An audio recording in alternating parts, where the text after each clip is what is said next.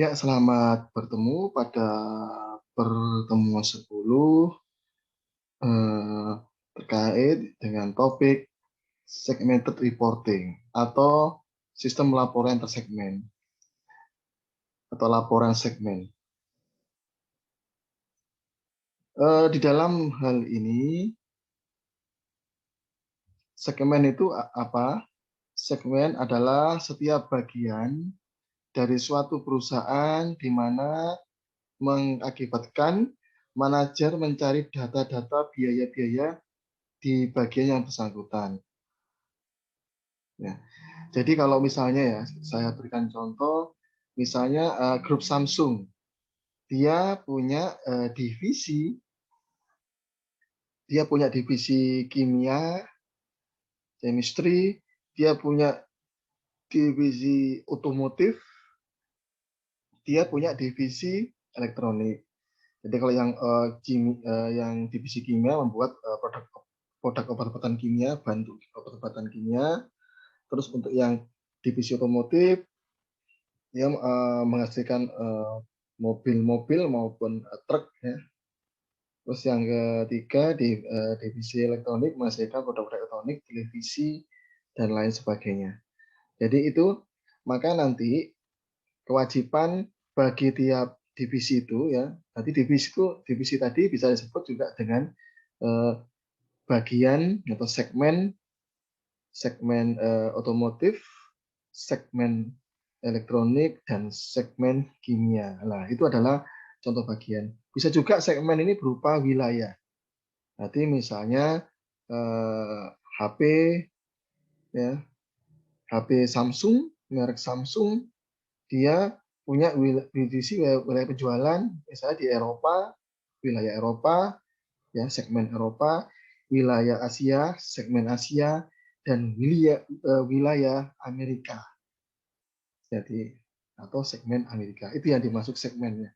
Jadi bagian tidak terbatas pada produknya tadi ya, tapi juga wilayah pemasaran.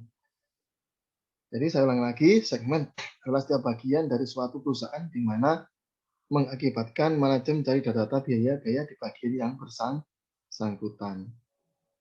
Alasan seorang manajer mencari data laporan segmen atau laporan bagian, ada kemungkinan satu divisi atau lebih kurang efektif cara kerjanya. Atau mungkin ya ada kemungkinan satu produk ya dari 3 produk tadi saya contohkan dari Samsung tadi kurang mendapat pasar. Atau mungkin tadi wilayah pemasaran atau daerah pemasaran. Satu daerah atau wilayah pemasaran mungkin kurang baik dibanding dengan daerah pemasaran yang lain atau bagian yang lain. Oke, saya lanjut. Manfaat segmented reporting yang pertama, manajer dapat menyelidiki secara seksama kecenderungan setiap segmen, apakah akan memberikan prospek lebih baik atau tidak. Ya, tadi akan menyelidiki dari 3 segmen tadi, mana yang memberikan prospek baik dan mana yang tidak. Dengan demikian, manajer memperoleh wawasan yang luas untuk setiap segmen atau bagian tadi.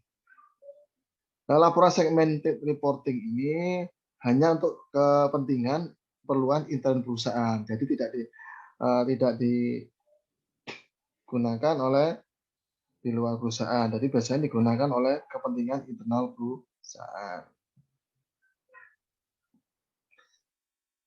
Ada hal yang perlu Anda ketahui. Di dalam laporan segmen ada 2 biaya tetap. Ingat, biaya tetap itu adalah biaya yang tidak berubah walaupun jumlah unit yang diproduksi ataupun jumlah unit yang dijual itu akan bertambah maupun berkurang. Itu yang harus Anda pegang. Ada 2 jenis di sini, yaitu yang pertama common fixed cost. Apa itu?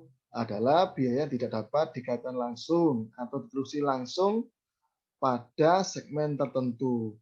Ya, kemarin sudah saya singgung ya, kemarin di nggak salah laporan pusat laba ya kemarin ya, yang ada di materi di nggak salah itu responsibility center ya, pusat pengejawaban ya. Itu kemarin saya kenalkan ada 3 hotel ABC, terus ada dikenal juga common cost.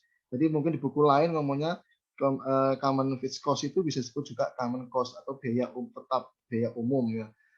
Yang lebih tepatnya kalau di sini saya perdalam lagi adalah common fixed cost. Biaya yang tidak dapat dikaitkan langsung atau ditelusuri langsung pada segmen tertentu. Biaya ini tetap timbul karena aktivitas perusahaan secara keseluruhan karena dinikmati bersama oleh segmen-segmen yang ada. Misalnya gaji penyelia atau supervisor pabrik. Jadi kalau ada pabrik A, pabrik B, pabrik C yang dalam satu area, jika ya, ada satu pengawas pabrik atau supervisor pabrik yang dia akan selalu mengawasi ketiga pabrik itu A, B, C ya. Dia produksi akan mengawasi ketika misalnya pabrik A ditutup, ya maka gaji supervisor pabrik ini tidak akan berkurang karena dia dibayar dengan gaji. Dia berkurang dia pengawasannya yang dulunya pabrik A, pabrik B, pabrik C, sekarang dia hanya mengawasi pabrik B dan pabrik C. Nah, itulah contoh dari kalau Anda ingin mendeteksi common fixed cost. Jadi biaya ini tetap timbul ya walaupun salah satu segmen itu ditutup.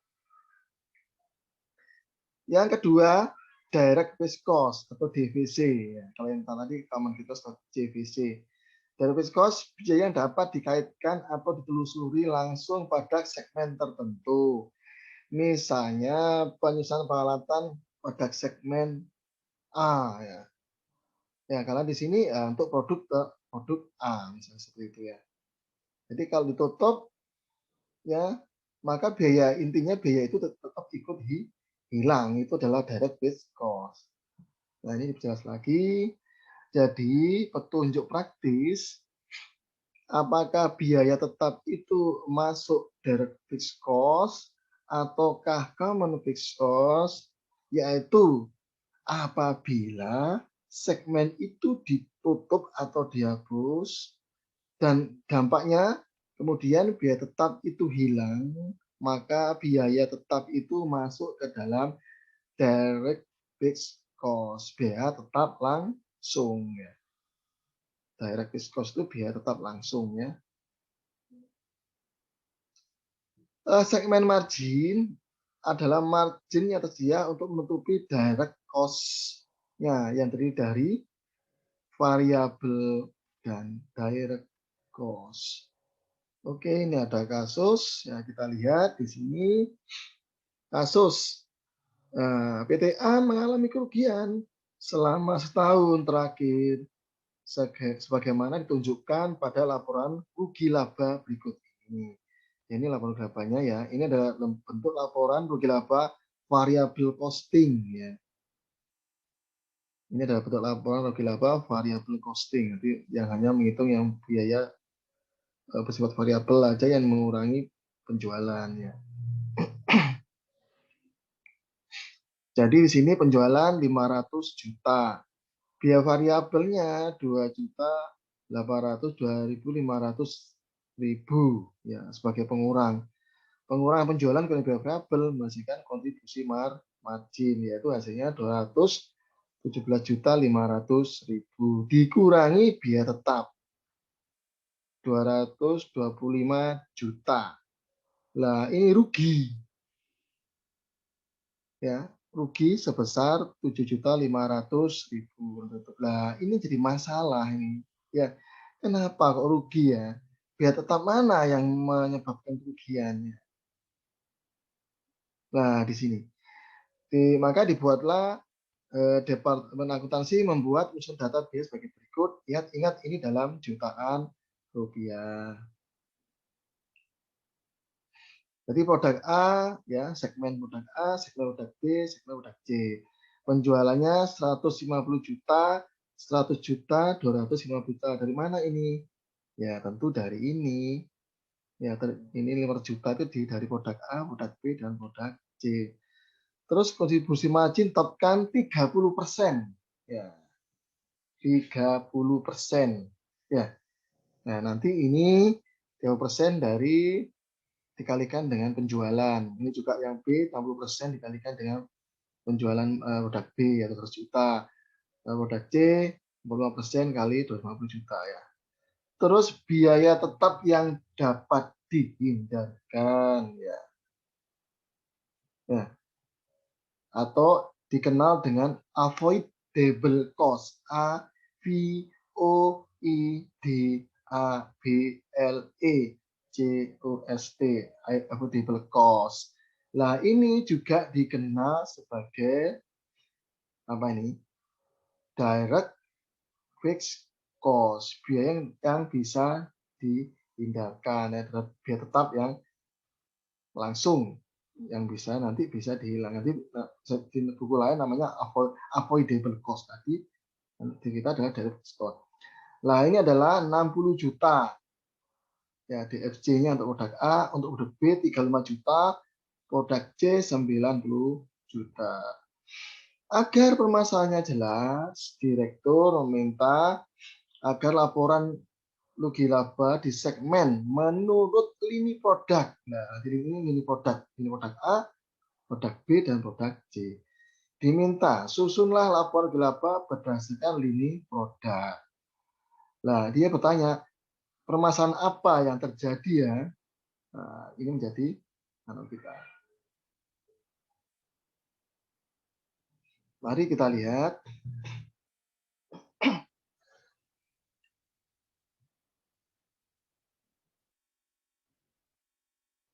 Ya, ini gambarannya tadi ya. Ini jawabannya. Jadi gambarnya seperti ini ya, penjualan 150 juta produk A, produk B 1 juta, produk C 250 juta, totalnya 50 juta. Dikurangi biaya variabel. Ya. Dikurangi biaya variabel. Karena mencarinya Anda kira-kira ya. Ya, Anda harus mencari dulu kontribusi margin. Tadi di sini kontribusi margin untuk barang. Untuk produk A 30%. Berarti 30% dikalikan 150 juta. Maka hasilnya 45 juta. Yang sudah saya sampaikan tadi kan, bahwa untuk mencari kontribusi margin itu adalah penjualan dikurangi biaya variabel. Sementara tadi biaya variabelnya kosong dulu. Sementara sudah diketahui adalah kontribusi margin. Berarti 150 juta dikurangi 45 juta, yaitu penjualan 150 juta produk A, dikurangi kontribusi margin produk A 45 juta, maka biaya variabel A produk A adalah 105 juta. Berarti di sini Anda lihat kontribusi margin dikurangi dari fixed cost tadi kan, ya dari cost kan sudah sebutkan tadi ya, ini ya 60 juta. Ini bisa cost itu bisa disebut juga dengan avoidable cost atau biaya tetap yang dapat dihindarkan. Nah, berikutnya produk B. Produk B caranya sama ya, karena biaya variabel tadi kan nggak ada. Maka kontribusi marginnya Anda lihat di sini 60%. Berarti 60% kali 100 juta, maka 60 juta. Nah, di sini 60 juta. Berarti 100 juta dikurangi 60 juta, maka 40 juta. Dan variable cost-nya tadi, atau avoidable cost-nya tadi di soal untuk produk B adalah 35 juta. Berarti 60 juta dikurangi 35 juta adalah 25 juta. Produk C sama. Kontribusi marginnya Anda lihat di soal 45 juta. 45 juta dikalikan 250 juta. Sementara dari fixed cost-nya untuk produk C 90 juta. Kita lihat. Ya. Jadi 250 juta. Nah, kontribusi marginnya dihasilkan tadi ya. Jadi perkalian 45 juta kali 250 juta hasilnya adalah 100 juta ya, 112 juta 500.000 ya, 112,5 ini mengurangi 250 juta, maka biaya variabelnya 137.500.000 ya. Kontribusi margin produk C dikurangi dari fixed cost-nya yang 90 juta, maka hasilnya 22,5 juta ya, positif ya. Beda dengan yang A karena lebih besar dari fixed cost-nya. Maka di sini nampak sekali ya. Nampak sekali bahwa yang kelihatan memberikan potensi kerugian ya, margin kerugian di sini atau produk line segmen margin itu produk A. Ya kan ini karena apa? Minus 15 ditambah 25 ya berarti kan tinggal 10. 10 tambah 22 32,5 juta ya. Ini kan minus tambah ini kan berarti sisa 10 juta tambah 22.500.000 maka 32.000. Lah yang ini common fixed cost ya. Ingat common fixed cost itu walaupun hilang tetap aja biaya itu tetap ada.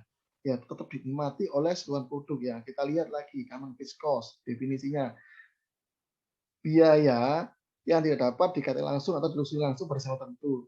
Biaya ini tetap timbul karena aktivitas perusahaan secara keseluruhan. Ingat ya, secara keseluruhan. Nanti walaupun nanti akan kita lihat nanti. Ya, karena ini produk A merugikan, makanya keputusannya direktur ditutup saja produk A. Mari kita lihat kalau tutup. Ya, produk A hilang ya, tutup ya. Lah, tetap hilang ya. Maka hanya produk B dan produk C yang tetap survive ya, tetap bertahan. Nah, kita lihat. Ya, ternyata produk segmen marginnya positif karena 25 juta tambah 2,5 juta 47, nah, ya Anda lihat. Jadi secara total 350 juta ya, kalau jumlah gini kan yang jumlahnya udah B sama C, udah B variabel ini ya ditambah 40 juta, 40 juta, maksudnya 17,5 juta. Kontribusi margin 60 juta ditambah 112 juta 500.000, hasilnya 172 juta 500.000. Nah ini juga dari cost margin 35 juta tambah 60 juta adalah 120 juta. Anda lihat di sini. Ya, ternyata produk setline marginnya menjadi menguntungkan karena 172 juta 500.000 dikurangi 125 juta hasilnya 47 juta 500.000 dikurangi common fixed cost 40 juta ya. Ya tetap ya common fixed cost tetap biaya tetap ada walaupun salah satu produk hilang atau segmen hilang. Laba, berarti laba malah laba. Kalau tadi kan rugi kalau produk A tetap diikutkan ya. Tetap muncul rugi. Ya, bisa Anda jumlah ini ya masing-masingnya. Ini ya, ini totalnya. Nah, rugi. Maka di sini kelihatan bahwa kalau produk A ditutup ya, itu akan perusahaan akan mendapatkan keuntungan atau laba sebesar 7.500.000. Lah itu ya terjawab sudah. Ya, jadi yang ini yang di awal ini nanti akan jadi positif kalau produk A dihilangkan. Oke, itu adalah penjelasan untuk teorinya. Sekarang kita lihat soal bagi Anda ya di sini. Soal, PT Miyako pada tahun lalu memproduksi dan menjual blender sebanyak 100.000 unit dan mesin membuat kopi atau coffee maker sebanyak 25 unit. Biaya tetapnya 250.000. Di mana 90.000 adalah dapat dihindari apabila blender tidak diproduksi. Berarti ini DVC-nya ya, DVC-nya atau inevitable cost-nya. Dan 45.000 yang dapat dihindari apabila mesin membuat kopi tidak produksi atau dihilangkan. Berarti ini adalah DVC-nya. Kalau mesin membuat kopi tidak diproduksi. Dan informasinya informasi pendapatan biaya sebagai berikut. Ini informasinya. Beban blender, beban variabel per unit adalah Rp20. Mesin membuat kopi beban variabelnya Rp43. Harga jual untuk blender Rp22 per unit. Mesin fotokopi Rp45 per unit. Tugas Anda diminta yang pertama, susunlah laporan rugi laba lini produk, pisahkan biaya tetap langsung dan umum. Ya, jadi Anda nanti membuat seperti ini ya. Membuat seperti ini. Yang kedua, bagaimana pengaruhnya terhadap laba bikin minyaku apabila lini mesin pembuat kopi dihapus. Yang ketiga, bagaimana pengaruhnya terhadap laba PT Miyaku apabila lini blender dihapus. Itu tugas pertama Anda. Tugas kedua, adapun biaya produksi dan operasi selama tahun 2015 adalah berikut: biaya sewa Rp 1.500.000, biaya pembungkus Rp 1 juta, biaya bahan baku Rp 4.500.000. Yang keempat, biaya penjualan atau komisi penjualan Rp 1 juta, pencucian mesin Rp 1.750.000, biaya penolong Rp 1.500.000, upah tenaga kerja langsung atau TKL Rp 3 juta, factory overhead atau BOP ya, di overhead pabrik lain-lain 2 juta, tetap lain-lain Rp 2 juta. Golongkan mana yang masuk biaya tetap? Ya, tugas Anda golongkan mana yang masuk biaya tetap dan mana yang masuk biaya variabel.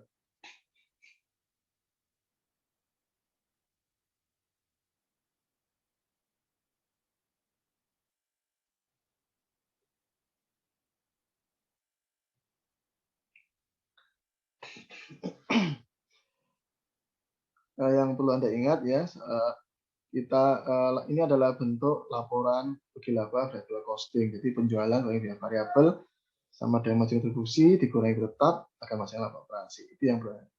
Jadi jangan lupa dua tugas ini ya tentang laporan segmen Anda kerjakan dan tentang menggolongkan mana yang masuk biaya tetap dan mana masuk biaya variabel. Demikian penyampaian saya, kurang lebihnya saya mohon maaf. Ya. Tapi sebelumnya ingat tugas itu Anda kerjakan di kertas, folio, ya. Terus Anda foto, upload, ya. Anda foto, kirim di Google Classroom, ya. Ya, itu saja. Terima kasih. Selamat bekerja dan belajar. Assalamualaikum warahmatullahi wabarakatuh.